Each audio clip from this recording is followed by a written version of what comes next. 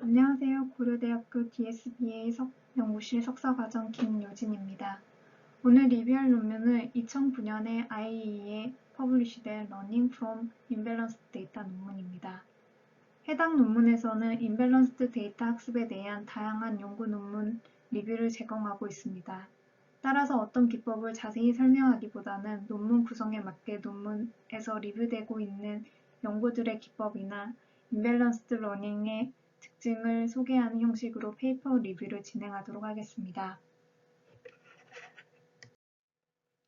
논문의 구성은 인트로덕션과 임밸런스드 러닝 프로블럼의 특징 소개, 임밸런스드 러닝에 대한 최신 연구 기법을 소개하고 있고, 임밸런스 러닝 평가 시 사용되는 평가 지표에 대한 연구에 대해서도 리뷰하고 있습니다.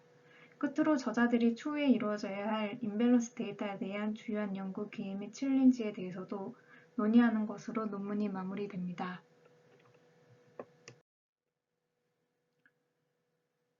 저 또한 논문 구성에 맞추어 페이퍼 리뷰를 진행하도록 하겠습니다.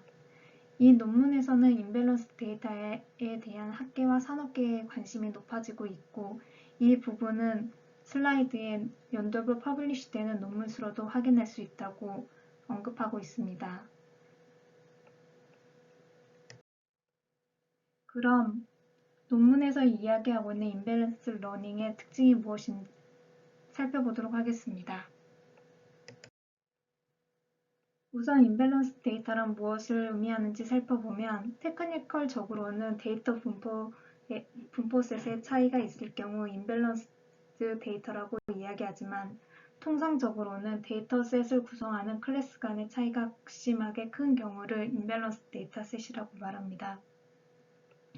그럼 논문에서 소개되고 있는 임밸런스 데이터셋에 대하여 살펴보면서 앞으로 논문이 어떤 부분에 대하여 집중하여 최신 연구들을 리뷰하고 있는지 확인해 보도록 하겠습니다. 논문에서는 의료용 데이터인 마모그래피 데이터셋을 임밸런스 데이터셋을 예로 들고 있습니다. 해당 데이터셋을 살펴보면 건강한 사람의 샘플이 1923개와 캔서러스 샘플인 260개가 20개로 이루어진 이미지 데이터로 구성되어 있습니다. 통상적으로 데이터 비율이 적고 타깃이 되는 데이터를 포지티브 클래스로 삼고 반대의 경우를 네거티브 클래스로 지정합니다. 모든 클래스를 정확히 분류해내는 모델을 찾는 것이 러닝의 목적이지만 현실적으로 불가능함을 모두가 인지하고 있습니다.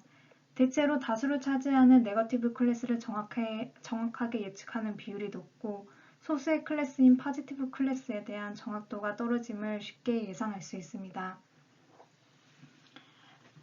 마이너 클래스의 경우 데이터셋의 크기가 작은 경우 데이터의 대표성을 찾기가 어렵고 이러한 이유로 모델이 러닝에 어려움을 겪어 예측률이 낮게 됩니다. 하지만 현실에서는 다수의 클래스를 정확히 예측하는 것보다 포지티브 클래스인 암 환자의 촬영 이미지를 보고 건강한 사람이 아닌 암일 확률이 높다고 예측하는 것이 정상인을 암일 확률이 높다라고 판단하는 것보다 중요합니다. 따라서 본 연구에서는 마이너 클래스에 대한 러닝 효율을 높이는 여러 가지 연구들을 소개하고 있습니다. 또한 평가 지표의 경우 전체 데이터 중 소수 클래스를 모두 예측하지 못하고 다수인 네거티브 클래스를 옳게 예측할 경우 해당 예시된 데이터셋에서는 97.6%라는 애큐러시를 갖게 됩니다. 이는 마이너 클래스 입장에서 예측 정확도가 0임에도 불구하고 모델의 애큐러시가 높은 것으로 오판될 수 있으므로 해당 논문에서는 이러한 문제를 지적하고 임밸런스 러닝에 보다 적합한 여러 가지 평가 지표들을 소개하고 있습니다. 그럼 좀 더 자세하게 임밸런스드 러닝 프로블럼의 특징을 살펴보도록 하겠습니다. 첫 번째로 데이터의 불균형을 인트리직이라고 표현할 수 있는 데이터 스페이스 자체에서 발생하는 불균형도 있지만 데이터 외부의 서버의 스토리지 문제라던가 저장 인터벌로 발생되는 익스트린직 유형도 있습니다.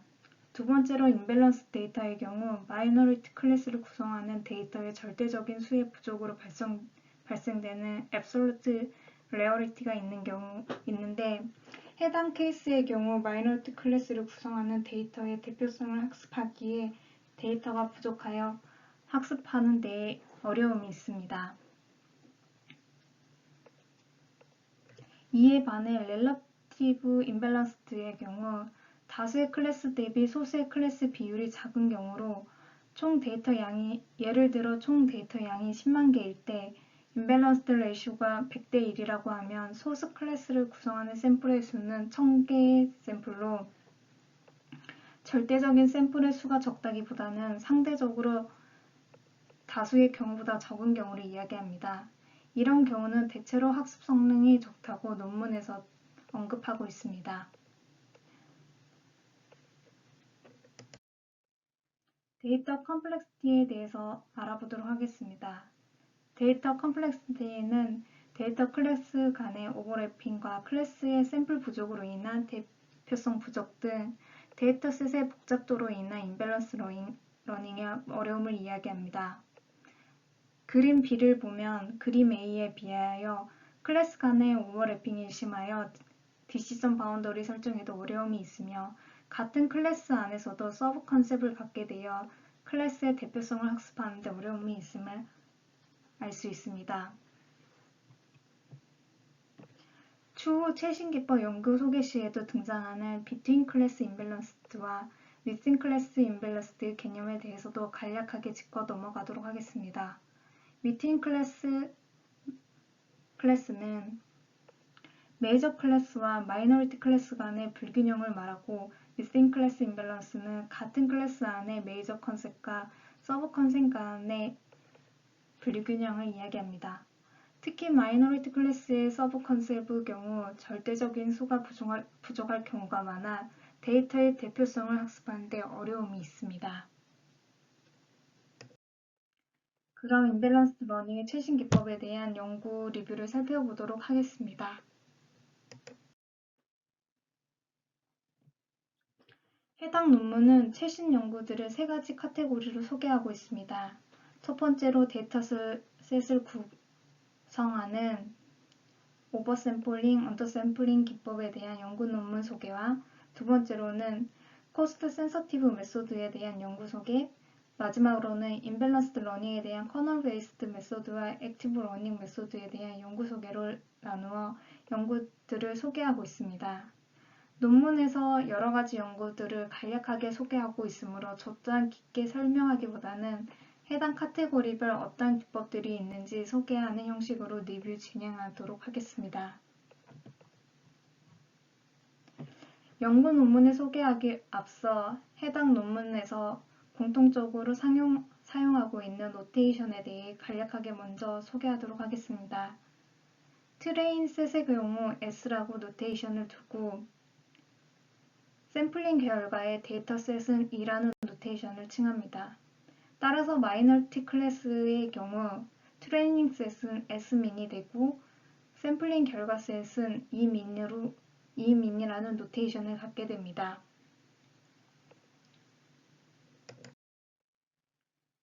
우선 최신 기법 소개 중 첫 번째 카테고리인 샘플링 기법에 대해서 살펴보도록 하겠습니다. 샘플링 기법은 클래스 간의 불균형을 메이저 클래스 데이터셋의 언더샘플링 또는 마이너 클래스의 오버샘플링을 통해 불균형을 완화시키는 기법입니다. 첫 번째 기법으로 랜덤 오버샘플링과 언더샘플링을 살펴보도록 하겠습니다. 랜덤 오버샘플링은 마이너 클래스의 이그젬플 중에 서브셋을 랜덤하게 선택하여 해당 셋을 복제하여 전체 트레이닝 셋에 추가하는 기법으로 이러한 기법을 통해 마이너리 클래스의 객체의 수를 증가시킬 수 있습니다. 랜덤 언더샘플링의 경우 메이저 클래스의 이그젬플 중에서 서브셋을 랜덤하게 선택하여 전체 트레이닝 셋에서 삭제하는 기법입니다. 이러한 방법을 통해 클래스 간의 불균형을 해결하는 기법입니다. 하지만 랜덤 샘플링의 경우 랜덤 언더샘플링을 할 경우 대표 샘플을 삭제할 경우가 있어 메이저 클래스에 대한 학습률이 떨어질 수가 있고 랜덤 오버 샘플링의 경우에는 복제된 샘플로 인해 타이드가 생기고 이로 인해 오버피팅이 발생할 수 있다고 논문에서는 지적하고 있습니다. 두 번째 샘플링 기법으로 인폼드 언더 샘플링 기법을 살펴보도록 하겠습니다. 인폼드 언더 샘플링 기법으로는 이지 앙상블 기법과 밸런스 캐스케이드 기법이 있습니다. 이지 앙상블 기법은 메이저 클래스의 트레이닝 셋에서 독립적으로 여러 서브셋을 샘플링한 후 각각 서브셋과 마이너 클래스의 트레이닝 셋을 합친 후 나온 트레이닝 셋에 대해 각각 학습한 결과 나온 모델을 앙상블하는 언슈퍼바이즈드 기법입니다. 밸런스드 캐스케이드 기법은 메이저 클래스에서 마이너 클래스와 동일한 수의 이그젬플을 샘플링하여 샘플링 셋을 만들고 이 샘플링 셋과 마이너 셋을 합친 데이터셋에 대하여 모델이 학습을 하게 합니다. 이때 학습된 모델이 메이저 클래스에 대해 잘 분류를 한다면 메이저 셋에서 나온 해당 샘플들은 제거됩니다. 이런 과정을 반복하여 최종 모델을 도출하는 기법으로 슈퍼바이스드 기법입니다. 또 다른 인폼드 샘플링 기법으로는 KNN 클래시파이가 있습니다. 이 모델은 세 가지 방법을 가지고 있습니다. 첫 번째로 Near Miss 1 방법으로 다수의 클래스 데이터 포인트와 가장 가까운 소스 클래스 데이터의 세 개와의 평균 거리를 계산하고 평균 거리가 가장 작은 데이터를 비율에 맞게 남기고 그 외에는 삭제하는 방법입니다. 두 번째 기법은 Near Miss 2 방법으로 Near Miss 1과는 반대로 가장 먼 데이터 세 개를 뽑도록 변형하는 방식입니다. 세 번째 기법은 Near Miss 3 방법으로 Near Miss 1 방법과 동일하게 작동되지만 소스 클래스 데이터의 엔겔을 사용자가 지정하는 방법입니다. 세 방법 중 두 번째 기법의 성능이 좋았다는 연구 결과가 있다고 해당 논문에서는 밝히고 있습니다. 합성을 통한 오버샘플링 기법에 대해서 소개하도록 하겠습니다. 해당 기법으로는 스모텍 기법이 있습니다. 제가 정확한 발음을 몰라 우선 이번 리뷰 영상에서는 스모텍 기법 SMOTE 기법을 스모테라고 지칭하는 점 양해 부탁드립니다. 해당 기법은 마이너리티 클래스의 객체에 대해 K개의 마이너 클래스의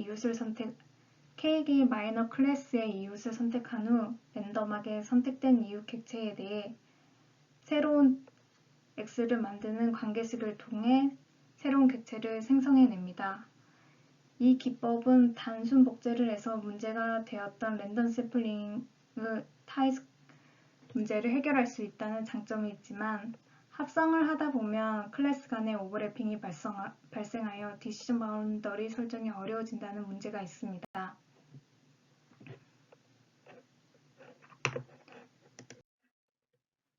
이러한 문제를 해결하기 위해 보더라인 스모텍 기법이 제안되었습니다.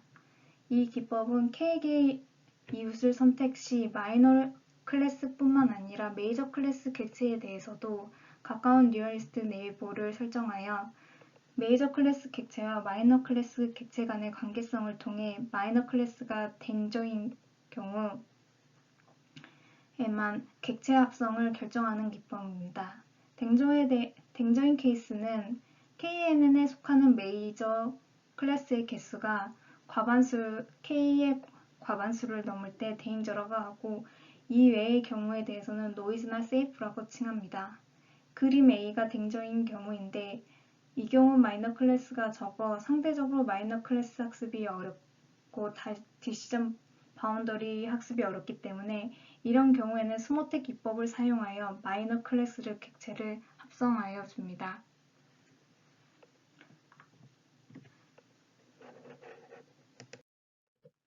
또 다른 기법으로는 아다싱 기법이 있습니다. ADASYN 기법이 있습니다. 이 기법은 마이너 클래스의 컨셉별 데이터셋에 대하여 각 데이터들의 밀도 분포를 계산하여 각 클래스마다 다른 양의 데이터를 합성하는 기법입니다. 데이터 클렌징 기법에 대해서도 살펴보도록 하겠습니다. 우선 오리지널 데이터의 스모테 기법을 통해 데이터를 합성한 후 이 부분은 그림 A와 그림 B를 보시면 됩니다. 오버래핑 데이터들을 토맥 링크 개념을 활용하여 해당 데이터를 클렌징해줍니다. 그림의 C가 토맥 링크를 표시하고 있고, 토맥 링크란 메이저 클래스에 속하는 데이터와 마이너 클래스에 속하는 데이터 중에 가장 가까운 데이터들을 연결시키는 링크를 이야기하며, 해당 링크에 속하는 객체들을 제거해주면 그림의 D처럼 각 클래스 간의 바운더리가 명확해지는 것을 확인할 수 있고, 이를 통하여 분류 모델의 성능을 높일 수 있다고 논문에서는 밝히고 있습니다. 또 다른 샘플링 기법으로는 클러스터 기반 샘플링 기법이 있습니다. 이 중 CBO 기법은 클러스터 기반으로 오버샘플링 하는 기법으로 서브 컨셉을 포함한 각 클러스터별로 K개의 객체를 선택한 후 각 클러스터별로 민 벡터를 계산하고 새로운 객체를 생성하는 과정을 반복적으로 수행합니다. 메이저 클래스는 가장 큰 규모의 큰 클러스터의 객체 수에 맞춰 오버샘플링을 수행하고, 마이너에 속한 클러스터의 경우 최종 마이너 클래스 속한 객체의 개수와 최종 메이저 클래스 객체의 수의 합이 같도록 오버샘플링합니다. 그림의 D를 보면 각 클러스터별로 충분한 객체를 가지게 됨을 확인할 수 있습니다. 이 기법은 within class imbalance problem과 between class imbalance problem을 함께 해결할 수 있도록 도와주는 기법입니다. 또 다른 기법은 샘플링 기법과 부스팅 기법을 함께 적용하는 방법들이 있습니다. 해당 기법 중 첫 번째로 스모테 부스팅 알고리즘은 객체 합성 기법인 스모테와 아다부스트 M2가 통합된 기법으로 각 부스팅 이터레이션마다 샘플 합성을 하여 마이너 클래스에 좀 더 포커스하여 학습할 수 있도록 도와주는 기법입니다. 두 번째는 데이터 생성 기법과 아다부스트 M1이 통합된 방법으로 학습이 어려운 데이터 클래스에 대해 좀 더 많은 객체를 생성하는 기법으로 학습을 진행하는 기법입니다. 마지막으로 지터링 기법이 있습니다. 오버샘플링 시 데이터의 타일을 해결하기 위하여 스모테를 사용하였는데, 스모테의 경우 연산이 복잡하고 시간이 많이 걸린다는 단점이 있습니다. 이를 지터링 기법으로 해결할 수 있습니다. 지터링 기법은 스모테처럼 마이너 객체 사이에 같은 선상에서 마이너 객체가 생성될 수 있도록 하는 것이 아니라 랜덤 디렉션으로 객체를 오버샘플링하는 기법입니다. 여러 연구들에서 해당 기법이 효과적임을 증명하고 있다고 해당 논문에서는 이야기하고 있습니다.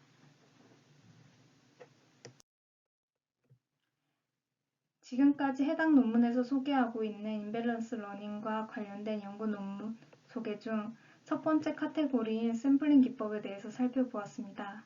지금부터는 두 번째 카테고리인 코스트 센서티브 메소드에 대한 연구 리뷰를 살펴보도록 하겠습니다.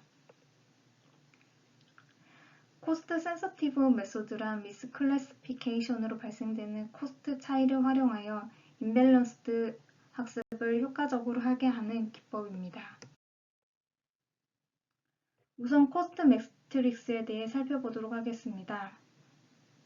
잘못된 분류로 인해 발생되는 코스트는 메이저 클래스를 마이너 클래스로 분류했을 때보다 마이너스 클래스를 메이저 클래스로 분류했을 경우 서로 다른 코스트를 발생합니다. 앞서 말씀드렸듯이 마이너스 클래스를 메이저 클래스로 분류하는 경우가 더 큰 문제이기 때문에 더 큰 코스트를 갖는다고 말할 수 있습니다. 코스트 매트릭스는 멀티 클래스의 경우 C12라고 말을 하면 C12라고 예를 들면 2라는 클래스를 1로 분류했을 때의 코스트를 의미합니다.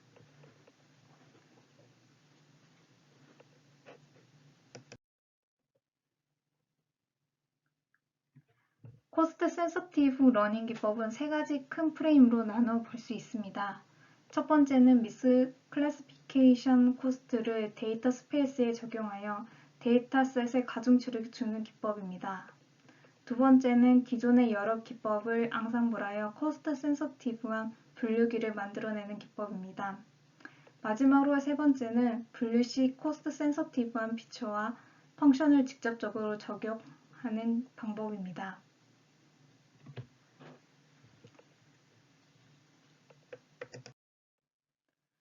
좀 더 자세하게 어떤 기법들이 코스트 센서티브 메소드로 여러 논문에 소개되고 있는지 살펴보도록 하겠습니다.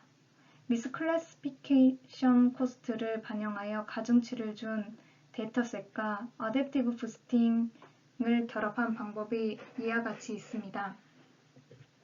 아다부스트는 다들 아시겠지만 각 이터레이션이 끝날 때마다 예측값과 타겟값을 비교하여 서로 다른 값을 가질 경우 다음 데이터셋에서 해당 클래스에 대한 데이터 비중을 높여 학습 성능이 좋지 못한 클래스에 대한 학습률을 높이는 방법입니다. 이 방법에 코스트 팩터인 C를 exponential 안에 팩터를 적용하는 코스트 팩터를 작용하느냐 또는 전체 분포에 직접 코스트 팩터를 적용하느냐에 따라 아다C1, 아다C2, 아다C3로 나눌 수 있습니다. 아다코스트의 경우 일정한 C 팩터를 사용하는 것이 아니라 베타를 이용하여 두 가지 경우로 나눠 가중치를 주는 기법입니다. 분류가 잘 되었을 경우에는 더 큰 가중치를 갖게 하고 분류가 잘 되지 않았을 경우는 더 큰 가중치를 갖게 하여 두 가지 베타를 적용하게 합니다.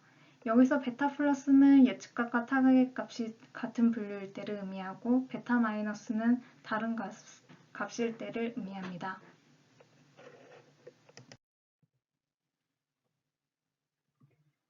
디시전 트리에서도 코스트를 활용할 수 있습니다. 첫 번째로 디시전 스레솔드를 결정할 때 미스클래시피케이션 코스트를 고려할 수 있습니다.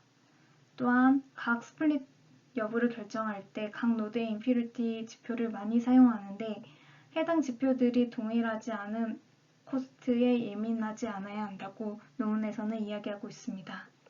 프루닝 기법에서도 사용할 수 있습니다. 하지만 대체로 프루닝은 모델의 일반화를 목적으로 하므로 마이너 클래스보다는 메이저 클래스에 포커스한 경우가 많다고 논문에서 언급하고 있습니다. 뉴럴 네트워크 사용 시에도 코스티브 센서티브 기법을 활용할 수 있습니다. 첫 번째 테스트 단계에서 코스트 팩터를 적용하여 아웃풋 예측 확률을 수정할 수 있습니다. 두 번째로는 좀 더 미스클래시피케이션 코스트가 비싼 클래스의 데이터에 집중하여 학습할 수 있도록 하는 기법으로 이러한 기법을 통해 모델의 결과를 변화시킬 수 있습니다. 세 번째로는 커스트리한 객체를 학습할 때는 메이저 객체 학습할 때보다 더 작은 학습률을 적용하여 좀 더 해당 객체를 학습하는데 좀 더 오랫동안 학습할 수 있도록 합니다. 마지막으로는 최적화 단계를 에러 미니마이즈로 두지 않고 expected cost minimize로 두는 기법입니다.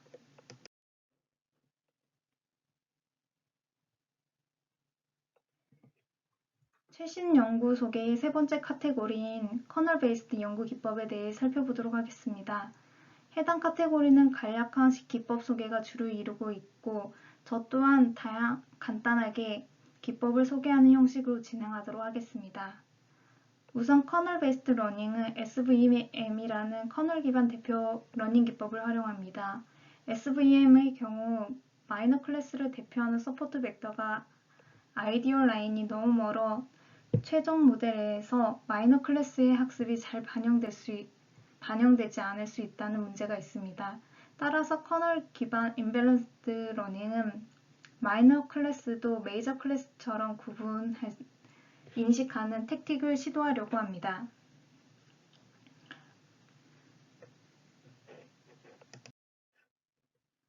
커널 베이스드 임밸런스드 러닝 기법은 코스트 센서티브 기법과 비슷하게 샘플링 기법과 커널 기법을 통합한 방법들이 있고 SVM 자체를 임밸런스드 러닝에 적합한 형태로 모디피케이션하는 방법들이 있습니다.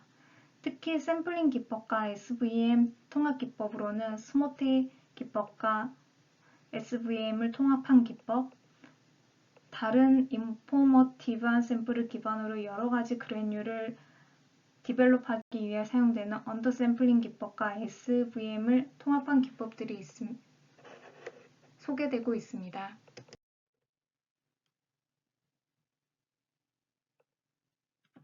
또 다른 임밸런스 러닝 기법으로 액티브 러닝 기법과 결합한 형태의 방법을 소개하고 있습니다. 액티브 러닝은 통상 라벨링이 되지 않는 트레이닝 데이터를 학습하는 기법입니다. 논문에서는 소개하고 있는 SVM 베이스드 액티브 러닝은 unlabeled 된 트레이닝 데이터 중 가장 인포머티브한 객체를 선택하여 SVM을 재학습시키는 방법으로 전체 데이터에 대한 쿼리를 날리는 것이 아니라 각 이터레이션 스텝에서 작은 풀의 데이터에 대해서 쿼리를 날리는 아이디어를 통해 새로운 new 트레이닝 셋을 만들어내는 방법입니다.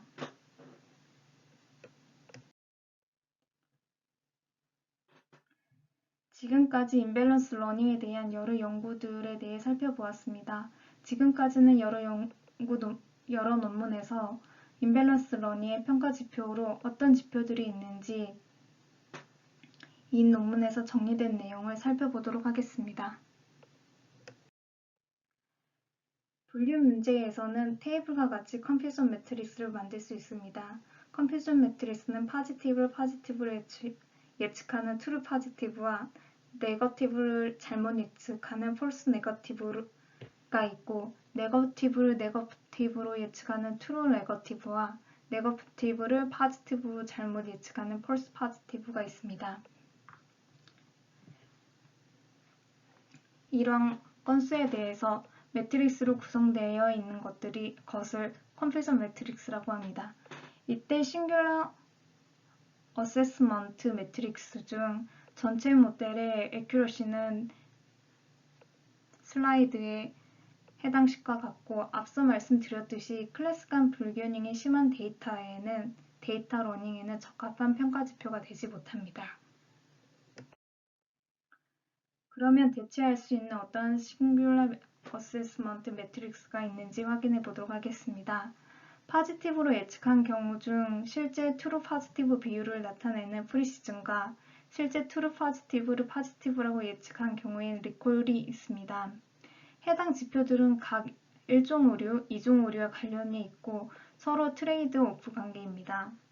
이 지표들을 개별 사용하게 되면 프리시즌에 얼마나 많은 파지티브 데이터가 잘못 분류되었는지 알 수 없고 리콜의 경우 얼마나 많은 파지티브 데이터가 잘못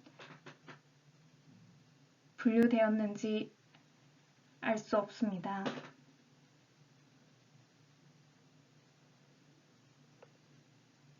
이로 인해 두 지표를 모두 반영할 수 있는 두 지표의 조합 평균이 F1 스코어를 지표로 사용할 수 있습니다.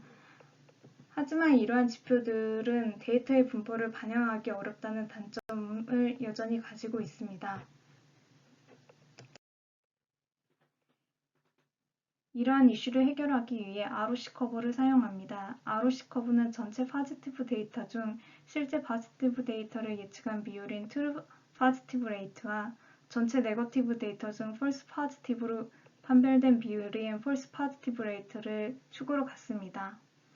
데이터 디스트리뷰션과 관련하여 트루 파지티브 레이트를 베너피츠로 보고 폴스 파지티브 레이트를 코스트로 비주얼라이제이션한 커브 값을 가질 수 있습니다. ROC 커브의 경우 좌상향의 그래프를 가질수록 성능이 좋은 분류기라고 할 수 있습니다. ROC의 경우 극심한 임밸런스 데이터에 대한 분류 성능을 확인 시 대체로 긍정적인 옵티마이즈한 결과를 도출하는 경향이 있다고 논문에서는 언급하고 있고, 극심한 임밸런스드 데이터의 분류의 성능 지표로는 PR 커브가 더 적합한 지표라고 언급하고 있습니다. PR 커브는 폴스 포지티브 레이트 대신에 프리시즌 레이트를 하나의 축 지표로 사용하고 있는 커브입니다. 폴스 포지티브의 경우 분모의 네거티브 객체의 값이 너무 커서 폴스 포지티브 건수가 드라마틱하게 변한다고 하여도 민감하지 않게 반응하는 반면, 프리시즌 같은 경우 폴스 포지티브의 극심한 변화를 포착할 수 있습니다. 또한 PR 커브에서 좋은 성능을 낸 모델은 ROC 커브에서도 좋은 성능을 내지만, 이미 말씀드렸듯이 ROC 커브가 좀 더 긍정적으로 모델을 평가하므로 ROC 커브에서 좋은 성능 평가를 받은 모델이 PR 커브에서도 좋은 성능을 낸다고는 말할 수 없다고 이 논문에서는 언급하고 있습니다.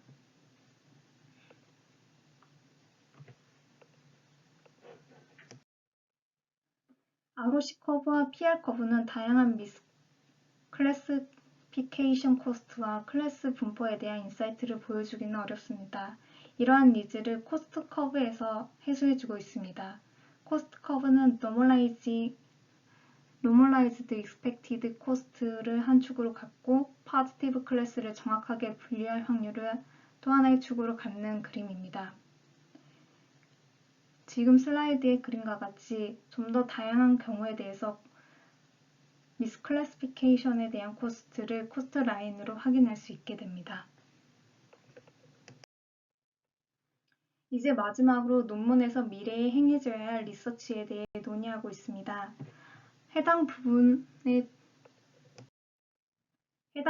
대해 간략하게 살펴보도록 하겠습니다. 우선 근간이 되는 임밸런스드 러닝에 대해 이해를 하고 통일된 벤치마킹 플랫폼이 필요하다고 언급하고 있습니다. 또한 임밸런스드 데이터에 대한 고정된 데이터셋이 아닌 인크리멘탈 러닝에 대해서도 여러 가지 경우에 대해서 연구가 필요하고 세미 슈퍼바이즈드 러닝에 관련된 여러 경우의 연구가 필요하다고 언급하고 있습니다. 지금까지 러닝 프롬 임밸런스드 데이터 페이퍼에 대한 리뷰였습니다. 감사합니다.